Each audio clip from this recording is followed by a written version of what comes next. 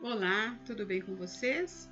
Hoje, dia 325 da nossa leitura da palavra em ordem cronológica, nós vamos ler os capítulos 13 e 14 do livro de Atos. Vamos à leitura? Capítulo 13. Barnabé e Saulo, a primeira viagem missionária. Havia na igreja de Antioquia profetas e mestres: Barnabé, Simeão, chamado Níger, Lúcio de Cirene, Manaém, que tinha sido criado com Herodes, o tetrarca, e Saulo. Enquanto eles estavam adorando o Senhor e jejuando, o Espírito Santo disse: Separem-se agora Barnabé e Saulo para a obra a que os tenho chamado. Então, jejuando e orando, impondo a mão sobre eles, os despediram. A missão em Chipre. Barnabé e Saulo, enviados pelo Espírito Santo, foram até Seleucia e dali navegaram para Chipre. Quando chegaram a Salamina, começaram a anunciar a palavra de Deus nas sinagogas judaicas. Tinham também João como auxiliar. Havendo atravessado toda a ilha até Pafos, encontraram certo judeu de nome Bar-Jesus, que praticava magia e era falso profeta. Ele estava com o procônsul Sérgio Paulo, que era um homem inteligente. O procônsul, tendo chamado Barnabé e Saulo, desejava ouvir a palavra de Deus. Porém o mago Elimas, e é assim que se traduz o nome dele, se opunha a eles, procurando afastar da fé o procônsul. Mas Saulo, também chamado Paulo, cheio do Espírito Santo, olhando firmemente para Elimas, disse: Ó filho do diabo, cheio de todo o engano e de toda a maldade, inimigo de toda a justiça, por que você não deixa de perverter os retos caminhos do Senhor? Eis que agora a mão do Senhor está contra você, e você ficará cego, não vendo o sol por algum tempo. No mesmo instante caiu sobre ele a névoa e a escuridão, e andando em círculos procurava quem o guiasse pela mão. Então o procônsul, vendo o que tinha acontecido, creu, maravilhado com a doutrina do Senhor. João Marcos volta a Jerusalém, e navegando de Pafos, Paulo e seus companheiros viajaram a Perge da Panfilha. João, porém, deixando-os, voltou para Jerusalém. Mas eles, saindo de Perge, chegaram a Antioquia da Pisídia. No sábado, entraram na sinagoga e sentaram-se. Depois da leitura da lei e dos profetas, os chefes da sinagoga mandaram dizer-lhes: Irmãos, se vocês têm alguma palavra de consolo para o povo, falem. O testemunho de Paulo em Antioquia. Paulo, levantando-se e fazendo com a mão sinal de silêncio, disse: Israelitas e todos vocês que temem a Deus, escutem. O Deus do povo de Israel escolheu os nossos pais e exaltou o povo durante a sua peregrinação na terra do Egito, de onde os tirou com braço poderoso. Suportou os maus costumes do povo durante uns 40 anos no deserto, e havendo destruído 7 nações em Canaã, deu essas terras como herança ao seu povo. Tudo isso levou cerca de 450 anos. Depois disso, lhes deu juízes até o profeta Samuel. Então eles pediram um rei, e Deus lhes deu Saul, filho de Quis, da tribo de Benjamim, e isto durante 40 anos. E tendo tirado Saul, levantou-lhes o rei Davi, do qual também, dando testemunho, disse: Achei Davi, filho de Jessé, homem segundo o meu coração, que fará toda a minha vontade. Da descendência deste, conforme a promessa, Deus trouxe a Israel o Salvador, que é Jesus. Antes da manifestação dele, João pregou um batismo de arrependimento a todo o povo de Israel. Quando João estava completando a sua carreira, disse: Quem vocês pensam que eu sou? Não sou aquele que vocês esperam. Mas depois de mim vem aquele de cujos pés não sou digno de desamarrar as sandálias. Irmãos, descendência de Abraão e todos vocês que temem a Deus, a nós foi enviada a palavra desta salvação, pois os moradores e as autoridades de Jerusalém, não conhecendo Jesus nem as palavras dos profetas que são lidas todos os sábados, cumpriram as profecias quando condenaram Jesus. E, embora não achassem nenhuma causa de morte, pediram a Pilatos que ele fosse morto. Depois de cumprirem tudo o que estava escrito a respeito dele, tirando-o do madeiro, puseram-no em um túmulo.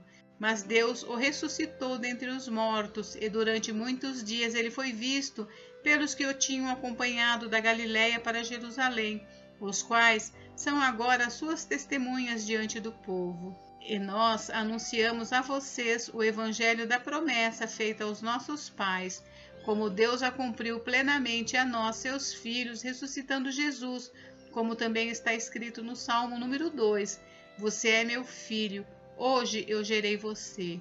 E quanto ao fato de que eu ressuscitaria dentre os mortos para que jamais voltasse à corrupção, Deus o expressou desta maneira: e cumprirei a favor de vocês as santas e fiéis promessas feitas a Davi. Por isso, também diz em outro salmo: não permitirás que o teu santo veja a corrupção, porque tendo Davi no seu tempo servido conforme o plano de Deus, morreu, foi sepultado ao lado de seus pais e viu corrupção. Porém, aquele a quem Deus ressuscitou não viu corrupção. Portanto, meus irmãos, saibam que é por meio de Jesus que a remissão dos pecados é anunciada a vocês, e por meio dele, todo o que crê é justificado de todas as coisas das quais vocês não puderam ser justificados pela lei de Moisés. Portanto, tenham cuidado para que não lhes aconteça o que os profetas disseram.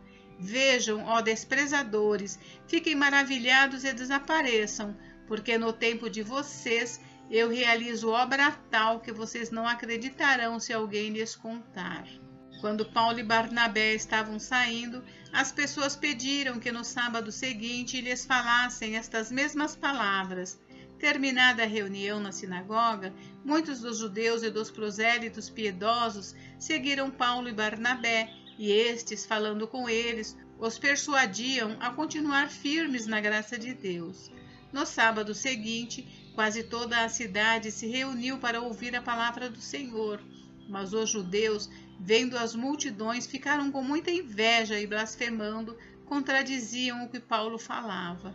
Então Paulo e Barnabé, falando ousadamente, disseram: era necessário pregar a palavra de Deus primeiro a vocês, mas como vocês a rejeitam e se julgam indignos da vida eterna, eis que nos voltamos para os gentios, porque o Senhor assim nos determinou. Eu coloquei você como luz dos gentios, a fim de que você seja para salvação até os confins da terra. Os gentios, ouvindo isto, se alegravam e glorificavam a palavra do Senhor, e creram todos os que haviam sido destinados para a vida eterna. E a palavra do Senhor se espalhou por toda aquela região. Mas os judeus instigaram as mulheres piedosas de alta posição e os principais da cidade e levantaram perseguição contra Paulo e Barnabé, expulsando-os do seu território. E estes, sacudindo contra eles o pó dos pés, foram para Icônio. Os discípulos, porém, estavam cheios de alegria e do Espírito Santo. Capítulo 14. Paulo e Barnabé em Icônio. Em Icônio, Paulo e Barnabé entraram juntos na sinagoga judaica e falaram de tal modo que veio a crer grande multidão, tanto de judeus como de gregos. Mas os judeus que não tinham crido incitaram e irritaram os ânimos dos gentios contra os irmãos. Entretanto, Paulo e Barnabé ficaram bastante tempo em Icônio, falando ousadamente no Senhor, o qual confirmava a palavra da sua graça, concedendo que por mão deles se fizessem sinais e prodígios.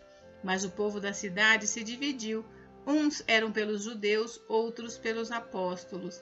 Então surgiu um movimento entre os gentios e os judeus, com o apoio das suas autoridades para os maltratar e apedrejar. Quando Paulo e Barnabé souberam disso, fugiram para Listra e Derbe, cidades da Licaônia, e para as regiões vizinhas, onde anunciaram o Evangelho. A cura de um paralítico em Listra. Em Listra costumava estar sentado certo homem aleijado, paralítico desde o seu nascimento e que nunca tinha conseguido andar. Esse homem ouviu Paulo falar. Quando Paulo fixou nele os olhos e viu que ele tinha fé para ser curado, disse a ele em voz alta: levante-se direito sobre os pés. O homem saltou e começou a andar. Quando as multidões viram o que Paulo tinha feito, gritaram em língua licaônica: Os deuses em forma de homens desceram até nós. A Barnabé chamavam Júpiter e a Paulo Mercúrio, porque este era o principal portador da palavra. O sacerdote de Júpiter, cujo templo estava em frente da cidade, trazendo touros e grinaldas para junto dos portões da cidade, queria oferecer um sacrifício juntamente com a multidão. Porém, ouvindo isto, os apóstolos Barnabé e Paulo, rasgando as suas roupas, saltaram para o meio da multidão gritando: Senhores, por que estão fazendo isto? Nós também somos seres humanos como vocês, sujeitos aos mesmos sentimentos, e anunciamos o Evangelho a vocês para que se convertam dessas coisas vãs ao Deus vivo que fez o céu, a terra, o mar e tudo o que neles há. Nas gerações passadas, Deus permitiu que todos os povos andassem nos seus próprios caminhos. Contudo, não deixou de dar testemunho de si mesmo, fazendo o bem, dando a vocês chuvas do céu e estações frutíferas, enchendo o coração de vocês de fartura e de alegria. Dizendo isto, foi ainda com dificuldade que impediram a multidão de lhes oferecer sacrifícios. Paulo é apedrejado. Entretanto, chegaram judeus de Antioquia e Icônio, e instigando as multidões, apedrejaram Paulo e o arrastaram para fora da cidade, dando-o por morto. Mas quando os discípulos o rodearam, ele se levantou e entrou na cidade.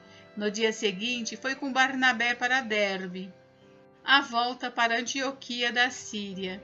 E tendo anunciado o evangelho naquela cidade, e feito muitos discípulos, Paulo e Barnabé voltaram para Listra, Icônio e Antioquia, fortalecendo o ânimo dos discípulos, exortando-os a permanecerem firmes na fé e mostrando que, através de muitas tribulações, nos importa entrar no reino de Deus.